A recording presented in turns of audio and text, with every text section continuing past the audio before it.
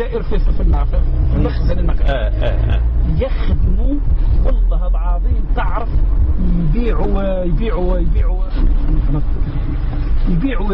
في المعلومات بالدراهم كلهم عندهم ممتلكات لهنا. أنا نقول لك يعني صراحة هذا خطأ المغرب.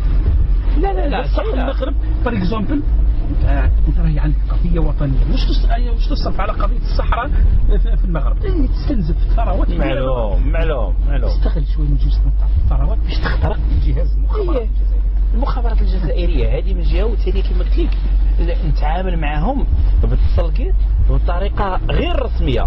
غير رسميه خلي الشبكات فوالا في الدبلوماسيه هي خوتنا احبابنا ما نعرف شنو هذا، ولكن من تحت يا سيدي نقلب لك النظام ونخترقك وما عرفتش ندير لك ونمول لك نلقى اشخاص. ما يقولكش مثلا روح مثلا تجي النظام المغربي رسمي يجي مسؤول يمون مثلا واحد معارض جزائري، هذا يضر حتى الجزائري معلوم. بصح الحل وش هو؟